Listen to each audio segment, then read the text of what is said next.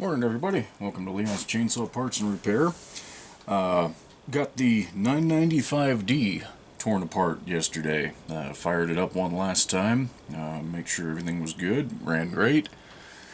So I want to get it painted. If you guys recall, you look back, I don't know, about 4 or 5 months in the channel, there's a video of a test run with it, and it's at the John Deere green and yellow and the original Homelite red and some green. Just, yeah, it's a disaster of a saw.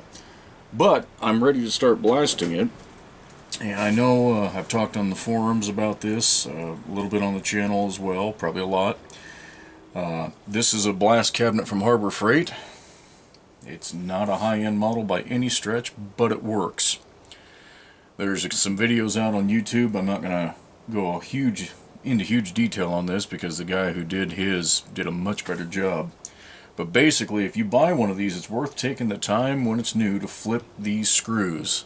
Instead of installing them with the head up here, put a nut on the bottom so you can set this in place. You can get your glass out a lot easier. I can tell you, trying to reach in here and hold a nut while you're screwing it down is damn near impossible, and I've got long arms. So when you do that, it'll allow you to remove the glass easier if the glass gets etched. I would highly recommend you go out to Amazon and get the, I'm trying to remember what the heck the material is now, but it's got an adhesive around the edge, and it applies to the inside of the glass. It's some sort of a film. Peel it off when it's too etched to see through, put another one on, and that's a whole lot better than a chunk of glass. So anyway, I've got this in place. I've got some muffler parts in here. Got that starter ring.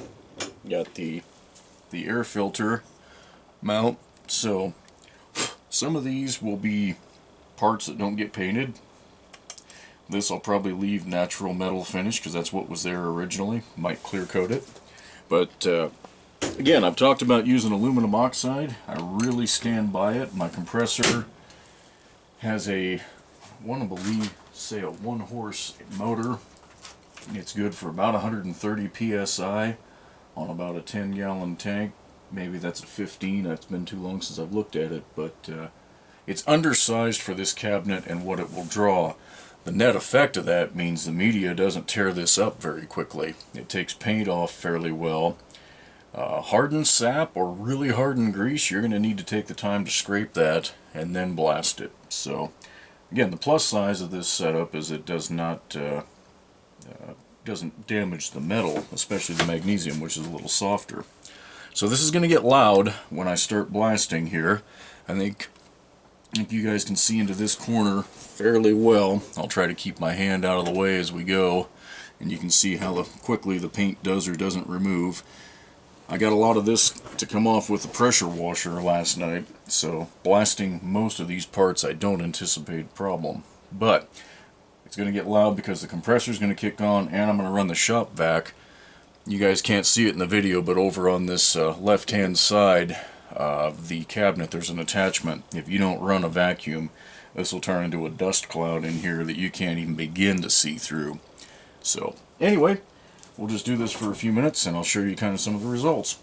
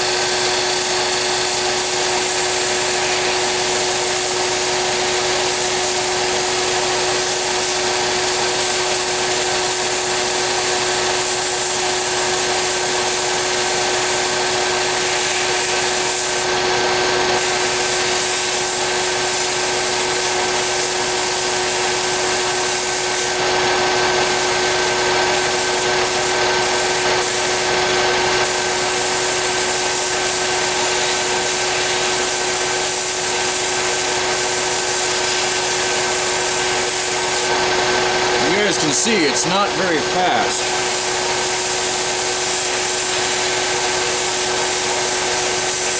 But that also, again, means it's not doing damage to these soft metal parts.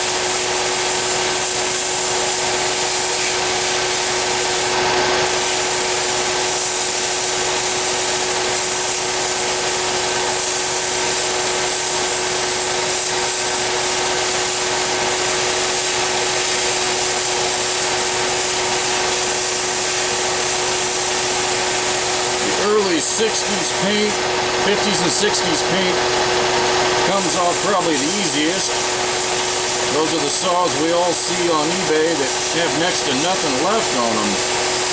Lots of times they're still in good mechanical condition, but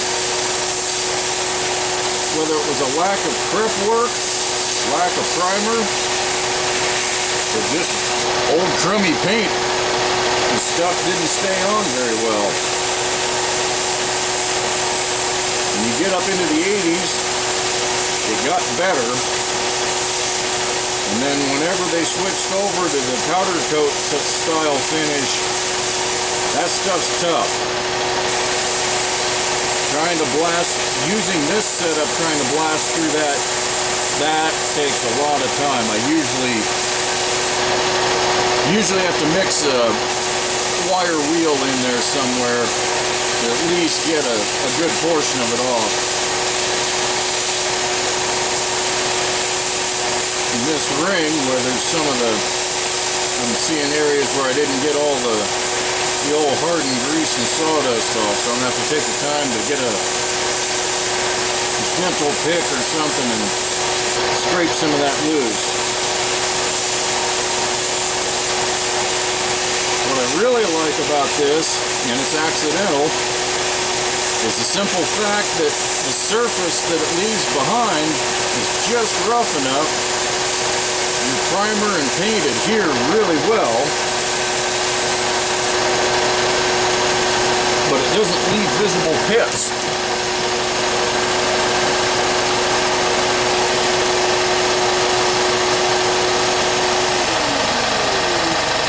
So however many minutes that was,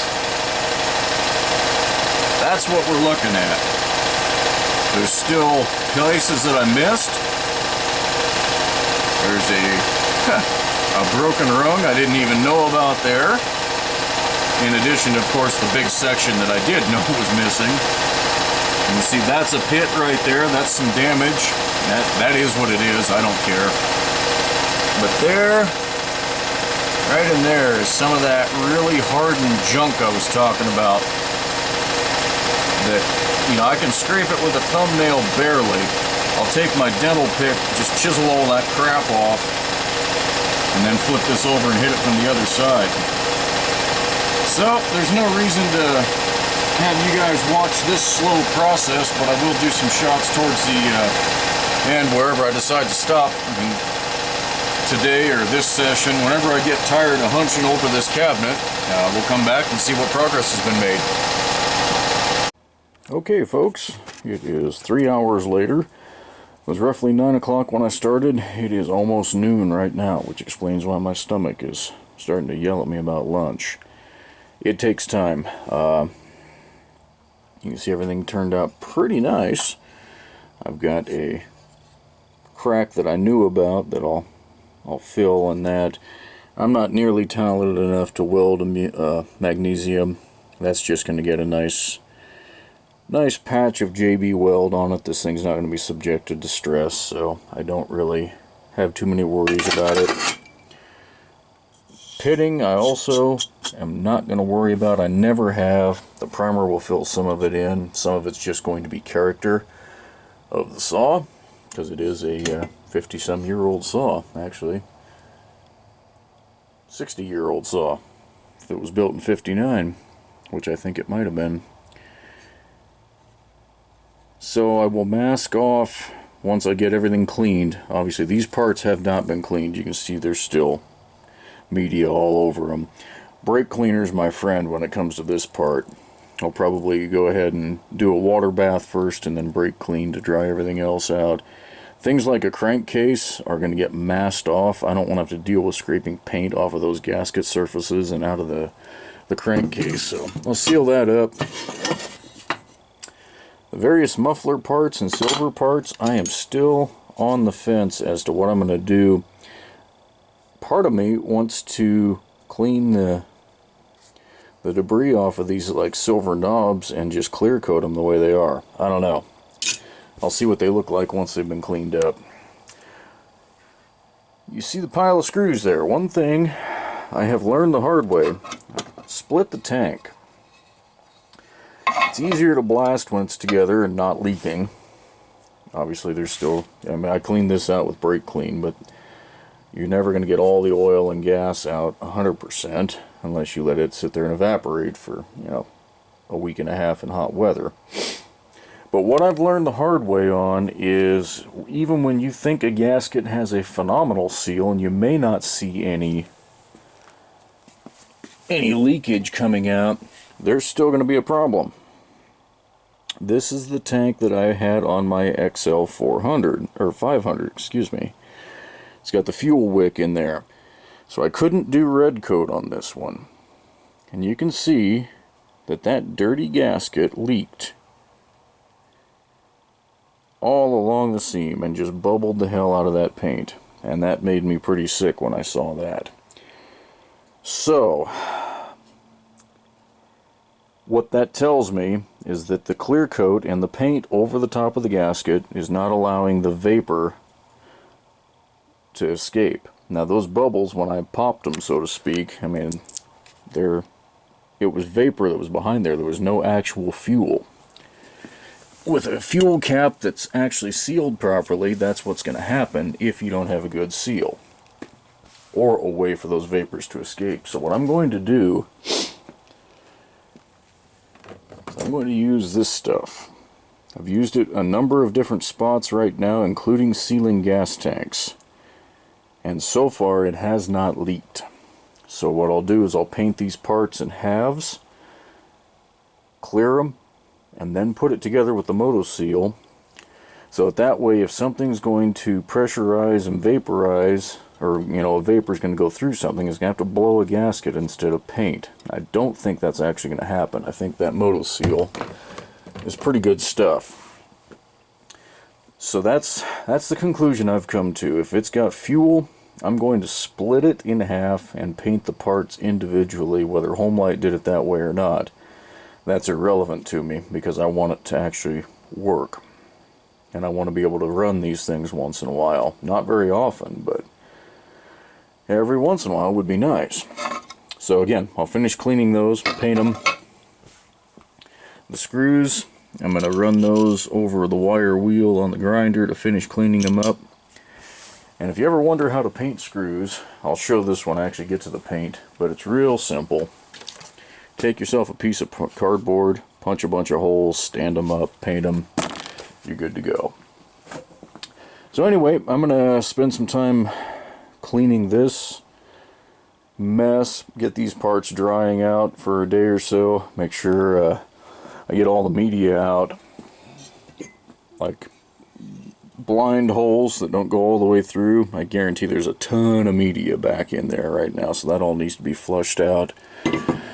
Otherwise, one of two things will happen. It'll magically find its way out when I'm painting and make a big mess out of the paint, or when I go to reassemble it, it'll be packed in there and the screws won't seat properly. So anyway, there is another visualization of the media blasting process and about how long it's going to take you.